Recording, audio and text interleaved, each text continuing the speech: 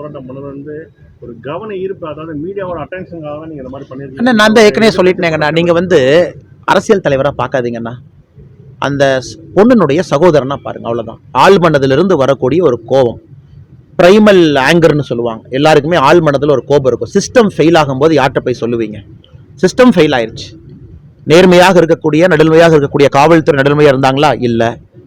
FIR வெளியே வர்றதுக்கு வாய்ப்பே இல்லை. எஃப்ஐஆர் எப்படி வெளியே வந்துச்சு? கண்காணிப்பு பட்டியலில் இருக்க வேண்டிய ஒரு மனிதன் இலவசமா ஒரு தார்காரை வச்சு ரோம் பண்ணிட்டு இருக்கான்.